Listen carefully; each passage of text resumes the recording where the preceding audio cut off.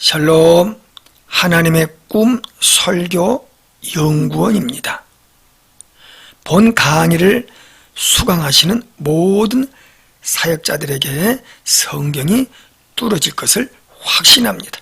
오늘도 성경을 뚫어가며 하나님의 꿈과 비전을 제시하는 말씀에 함께 은혜를 나눕시다. 치면 나오네요. 끓는 가마 이야기. 그래서 녹이 보시면 24장 녹슨 가마. 끓는 가마인데 그 가마가 끓는 가마인데 녹이 들어있는 가마다. 그 녹을 빼내기 위하여, 벗기기 위하여, 녹아내기 위하여. 여러분, 녹은 아주 안 좋은 것이죠. 그 끓는 가마에 양 한 마리를 넣어가지고 뼈가 무르도록 삶고 또 삶고 뼈가 노골노골 하도록. 끓는 가마는 어디를 말한다? 바벨론. 그 바벨론 안에 유다 백성을 집어넣고 삶아버리겠다 그 말입니다. 상당히 격앙적인 표현이지요. 성도들은 이걸 말씀을 드리면 그 해도 너무하네. 하나님이 좀 봐주지. 이렇게 거부 반응을 일으킬 수도 있습니다. 이게 선지사예요. 참 선지사가 여러분 그 70% 이상이 죄를 지적하고 회개하도록 촉구하는데 70% 계속 죄를 지적한다. 왜 이렇게 많은 부분에서 죄를 지적할까? 70%는 어떻게 보면 반복되는 거예요. 이사야 반복, 에레미야 반복, 이사야, 에레미야, 에스겔, 다니엘 거의 반복되는 상황이죠.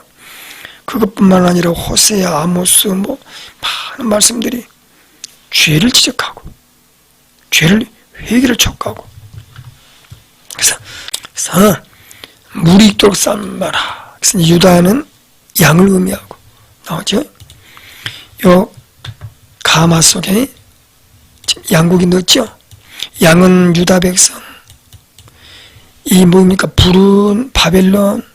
삶는 행위는 바벨론에 의해서 고통당하는 거. 그렇죠? 그래서 또 나오죠. 계속 나오죠. 뜨겁게 하라. 달구어라. 그래서 더러운 것을 녹게 하며 녹이 소멸되게 하라. 24장 11절. 이 목표. 녹이 뭐일까? 녹. 범죄, 죄악, 또 오늘 같으면 우상숭배. 우상숭배를 녹게 해라. 그 말이죠.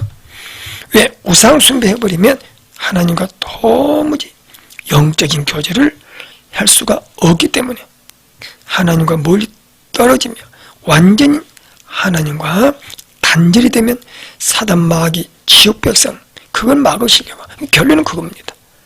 막으시려고. 자, 이 정도 하고 우리 봅시다마는, 자, 우리 그래서 근데 끓은 가마를 보니까 이제 24장 1절에서 5절은 끓은 가마 양을 넣어 집어넣고 막 삶아라. 24장 6절에서 14절 근데 가마가 보니까 가마에 녹이 슬었어. 가마 속에 녹을 제거하지 않으면 화가 있을 것이다. 그러니까 가마가 녹이 쓴 가마 거기에 양고기를 넣는데 먹을 수도 없고 양고기를 왜? 녹이 있으니까 녹을 제거해야 돼. 그래서 녹은 유다와 예루살렘의 의로운 자들의 피를 상징한다. 피. 녹. 유다와 예루살렘의 의로운 자들의 피. 좀 독특하죠? 피 상징한다. 이 녹을 제거하지 아니하면 끝이지 아니하면 징계와 심판이 있으리라. 이건 좀 참고로.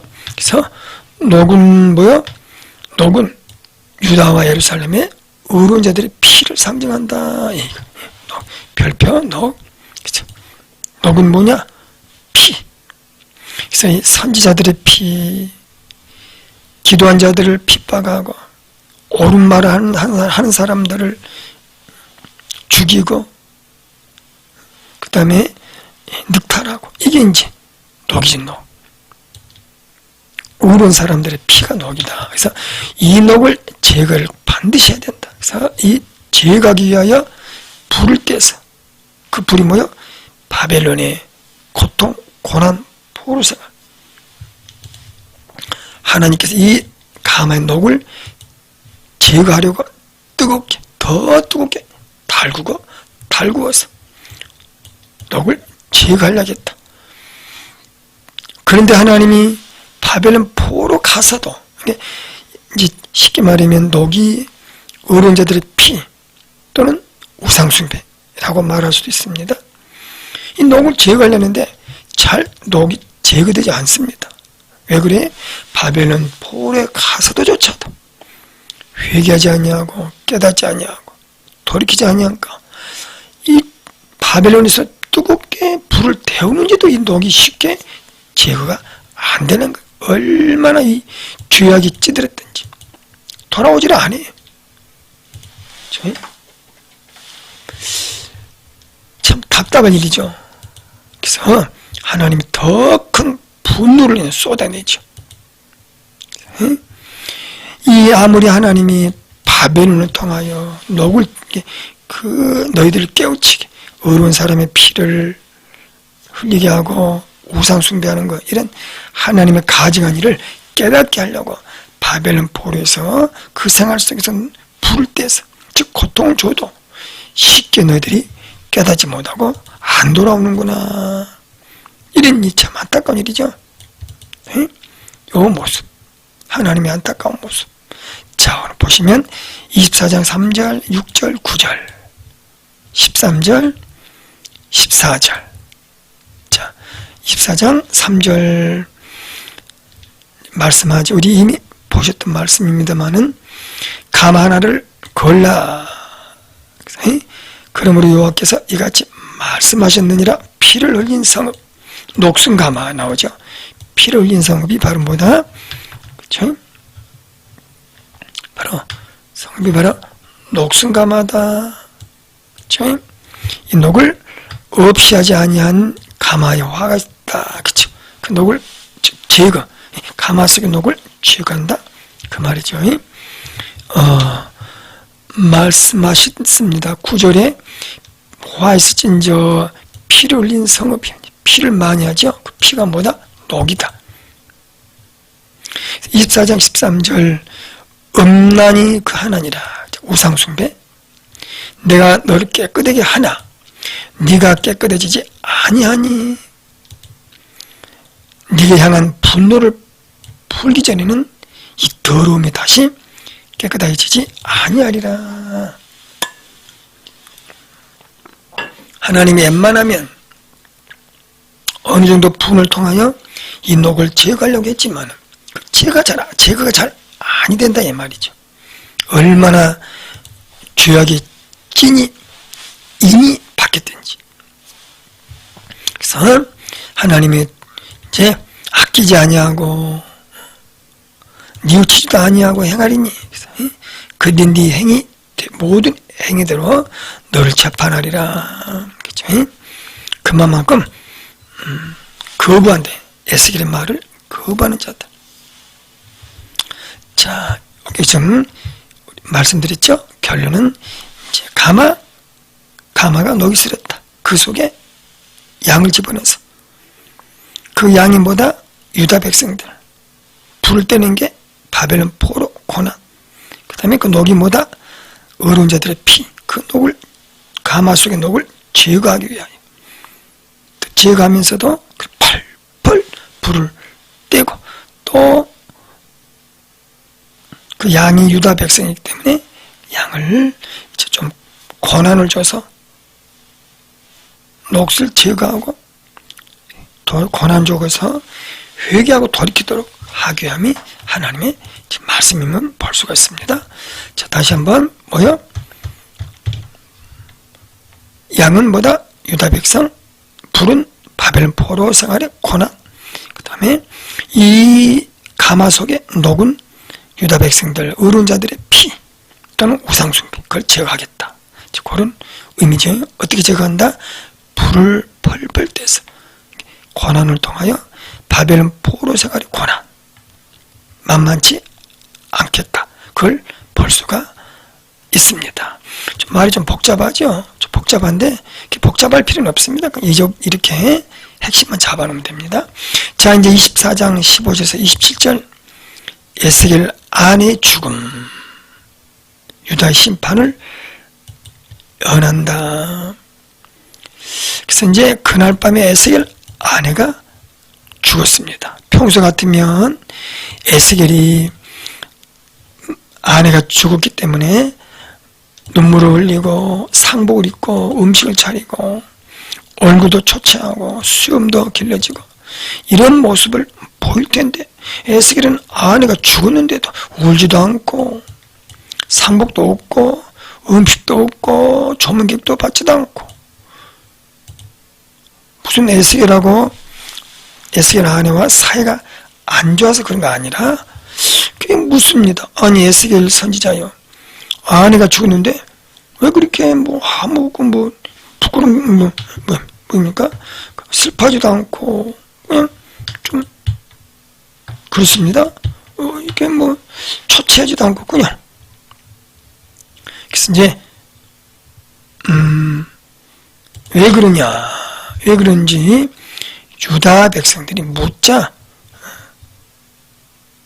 뭐라고 대답해요?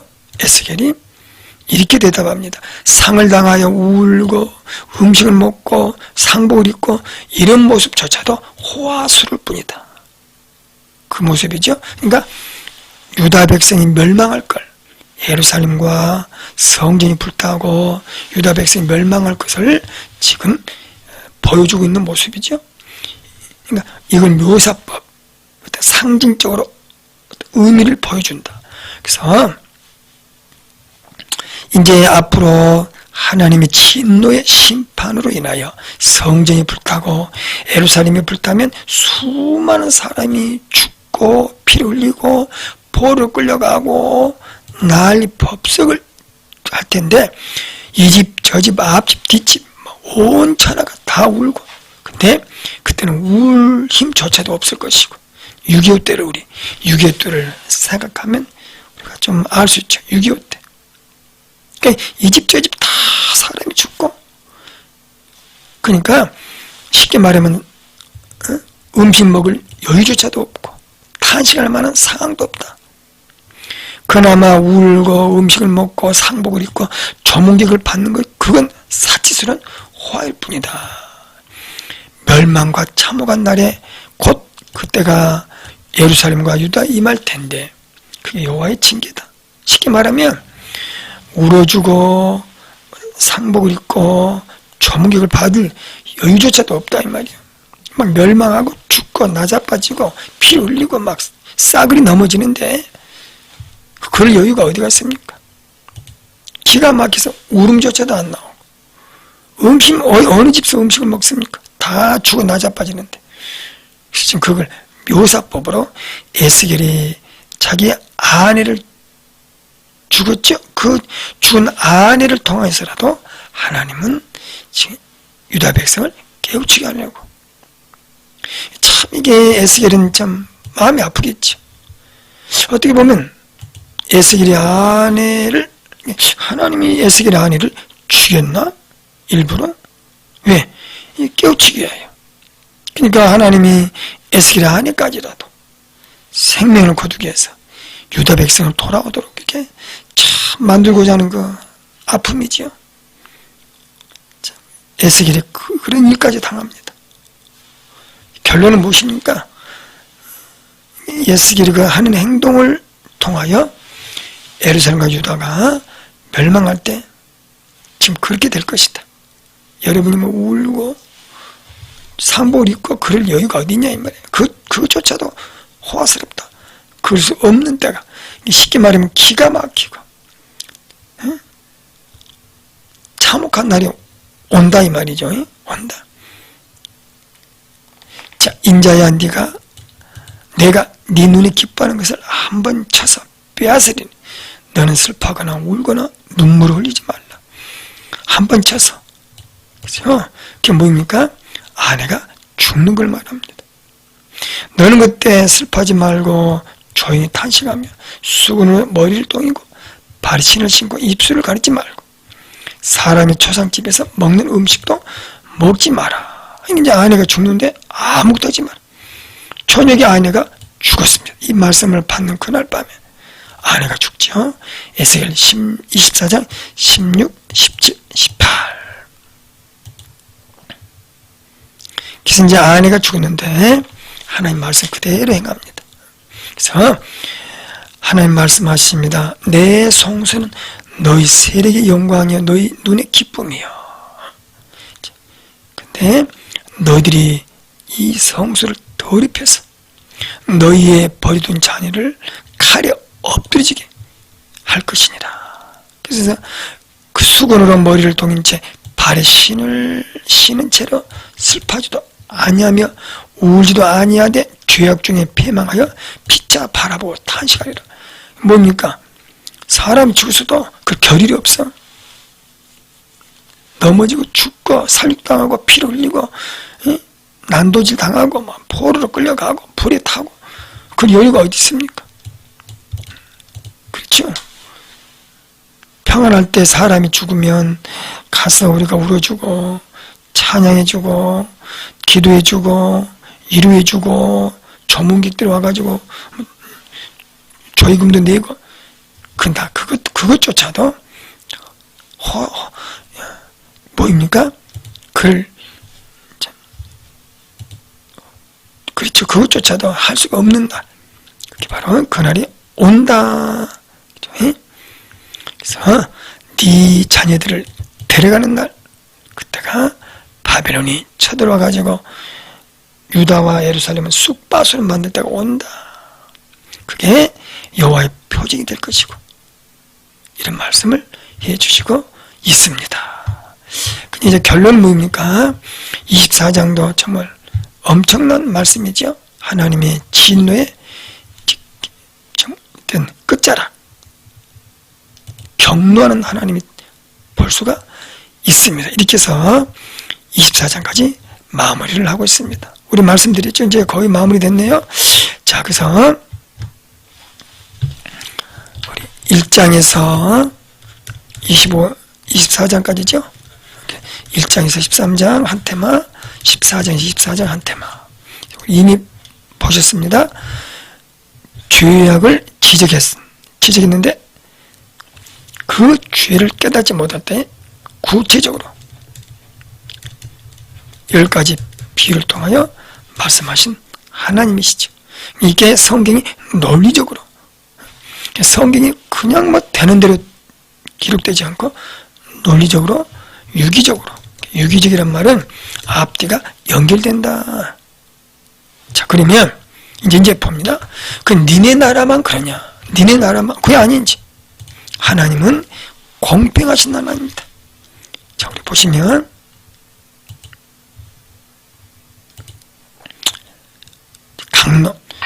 강론입니다만은 우리 PPT.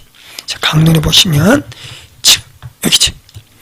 25장부터 우리가 14장에서 24장까지는 하나님의 진노에 의해서 폐망과 멸망당하는 이스라엘의 참상, 유다 백성의 참상을 이야기하죠.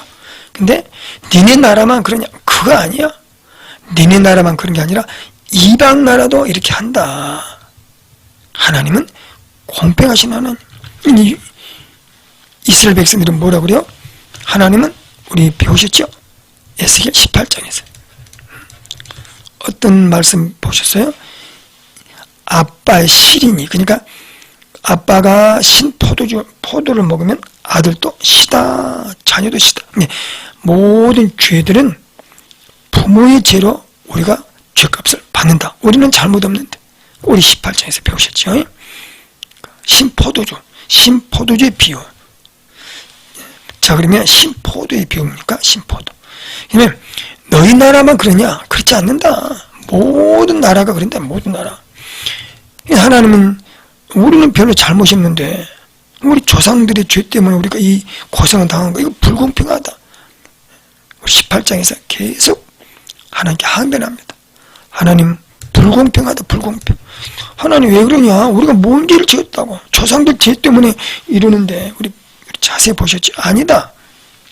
너희들은 그렇게 말하지만, 그래서 열방나라의 어떤 그 멸망이 나오죠. 그래서 쭉 나오면, 강론, PPT입니다만은, 자, 우리 한번 좀 더 자세하게 봅시다. 열방나라 25장부터 32장까지. 열방나라 멸망, 암몬, 모압, 에돔, 블레셋, 도로, 시돈, 애굽을 말하고 있습니다. 자, 봅시다. 그러면 지금 나오네요. 열방나라들. 자, 다시 한번 우리가 14장에서 25장 다시 한번 14장에서 24장 여기서 하나님은 불공평하시다 이렇게 했죠. 짜증내고 원망했죠. 그렇지 않는다. 하나님은 봐라, 열방나라도 다 그런다. 중요중요. 여러분 유기적으로 보셔야 돼. 그러니까 14장에서 24장 하나님이 10가지 비유를 통하여 그들의 죄를 지적하면서 너희들이 회개하지 않으면 강력하게 하나님의 경로를 퍼부어서 너희들을 분노불 속에 가마 속에 집어넣어서 그냥 삶아버린다. 얼마나 경로한 말씀이니까 이스라엘 백성들이 화가 나지. 너무한 거 아니야 이게. 너희만 그런 거 아니야. 너희만. 모든 나라가 다 그래. 여기에 25장에서 32장의 포인트죠. 자, 이 중요한 연결성. 자, 그러면 그래서 열방나라를 다 멸망한다. 열방나라. 니네만 그런 게 아니야. 열방나라도 다 그래. 자, 그래서 이사야 13장, 23장, 예레미야 46장, 51장, 에스겔 25, 32, 다니엘 7장에서 12장. 열방나라 다 멸망합니다. 이 독특해요. 이 대선지서죠. 독특합니다. 열방나라. 왜 이사야, 예레미야, 에스겔, 다니엘 그랬습니까? 이사야는 북쪽 이스라엘 아수르도 북이스라엘을 쳐 부수고, 예레미야 때는 남유다를 북이스라엘 하나님의 백성을 아수르가 점령하고, 예레미야 때는 남유다를 바벨론이 점령하고, 에스겔은 바벨론에서 다니엘까지, 에스겔, 다니엘 바벨론 포로로 아주 고통을 당하고. 자, 그래서 이사야, 예레미야, 에스겔, 다니엘 지금 이방 나라에 의해서 고통을 당하고 멸망당하는 이스라엘이 그 모습이 이사야, 예레미야, 에스겔, 다니엘입니다. 네 개가 대선지서니까 대선지서는 상당히 북이스라엘 또는 남유다가 어려운 상황에 정말 힘든 국가가 풍전등화 정말 국가가 흔들릴 정도로 그 어려운 시절에 대선지자들이 이제 활동하지. 그래서 이방 나라, 그래서 여기 말씀 보면 거기다 어느 나라 이방 나라가 등장하죠. 근데 야, 이방 나라 다 멸망한다니까 오늘 여기 에스겔 25, 32장 이방 나라 다 멸망한다. 첫째, 왜 멸망하냐? 꼭 이거 좀 아셔야 돼요. 첫째, 우상숭배, 우상숭배. 이방 나라 멸망, 우리 대선지서 이사야, 예레미야, 에스겔, 다니엘. 이방 나라 멸망 원인은 좀 암기하면 좋아요. 하도 많이 나오니까. 우상숭배, 이방 나라도 우상숭배 때문에 다 멸망해. 니네는 물론이고, 하나는 뭐야? 공평하신 하나님. 니네만 그런 거 아니야. 착각하지 말아요. 두 번째, 왜 이방 나라 멸망합니까? 천하의 자신이 왕이다. 그러면서 하나님을 무시하고 세상을 자기 멋대로 다스리죠. 칼로 다스리고, 늑탈, 침략, 이런 거. 그래서 이사야 14장 보면, 바벨론 느부갓네살 왕, 계명성, 나오죠? 높은 자와 비길이라. 예. 대표가 이사야 14장. 하나님이 계명성을 꺾으신 것. 자, 그래서 두 번째 이방나라 멸망은 자기가 지 멋대로 세상을 다스리고, 세 번째는 학살, 침략. 남의 나라 가서 죽이고 때려 죽이고 밟아 죽이고 칼로 찔러 죽이고 불태워 죽이고 온갖 침략. 이걸 세상 나라는 자랑이 자랑. 우리가 전쟁에서 이겼다. 그래서 침략해서 땅을 차지하고 여자 남자들 침략 학살. 남자들은 데려와서 종으로 삼고 여자들은 데려와서 강간하고 성폭행하고 노예로 삼고 남자도 노예로 삼고 여자도 노예로. 예쁜 여자들은 전부 다 강간하고 성폭행하고 그 다음에 어떤 자기 몸종 남자들이 이지도 하려고 침략합니다. 여러분 침략하는 목표는 이지도 하려고. 첫째는 음식을 빼앗고 죽으라고 1년 동안 농사 지은 거 다 뺏어가 버립니다. 침략이야. 학살하고 싹 가져가. 이게 학살 침략. 요지되려고 이렇게 세상의 모든 구약의 전쟁은 누가? 사탄 마귀로 인한 역사예요. 사탄 마귀 역사. 그걸 자랑해. 우리는 그래서 저 나라를 이겼다. 그걸 이스라엘 백성이 흠모하고 좋아합니다. 그래서 하나님이 야야 그 사탄의 짓이야. 그 흠모하면 안 돼. 그래서 이제 바벨론의 성경 바벨론 엄청 싸움 잘하네. 아수르 싸움 무지 잘하네. 엄청나다죠. 우리도 저런 신이 있으면 좋겠다. 야, 저 싸움 잘하는 신 너무 부럽다. 아수르 신, 바벨론 신, 별놈 신을 다 섬기지요. 요걸 부러워서 하나님은 싸움을 못하는구나. 하나님은 싸움을 못해. 네 번째, 이스라엘 침략은 이제 다섯 번째, 자신의 신을 강요하고 여섯 번째, 감사지는데 이거 여섯 가지 내일 참고로 보도록 하겠습니다. 이방인 나라는 모두가 사단에 홀려서 사단의 역사에 모든 전쟁. 이거를 사랑하는 내 백성들아 부러워하지 말라. 그건 사탄의 역사다. 너네들은 침략 전쟁. 그거 하라고 하나님이 너네를 이스라엘을 세우지 않았다. 그건 나중에 신명기 20장이 또 잘 나오죠. 자, 이거 이 정도 하고 우리 한번 이방 나라 전쟁 이거죠.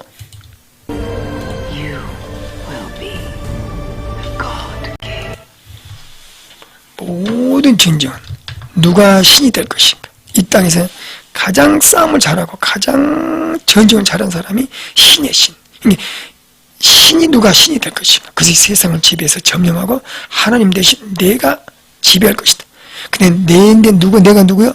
사탄 마귀에 의해서 세상을 지배합니다.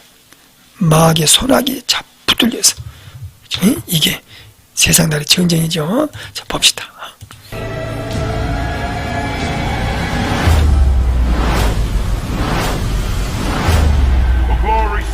아수르 왕. 여러분, 제국의 부활, 아수르 왕 나오죠. 이 왕이 성경의 배경사가 잘 나오죠. 제국의 부활, 열방 나라의 전쟁들.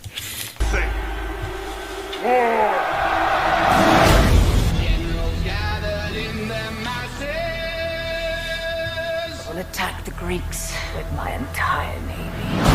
Just like witches at black masses. 그렇지. 참 너무 표현을 잘해놨어요. 더러운 사단의 마귀에 붙들림받아 세상을 피바다로 만드는 제국의 부활. 여러분 영하죠? 자, 이 정도 하고 우리 배경사 또 내일 또 보도록 하겠습니다. 오늘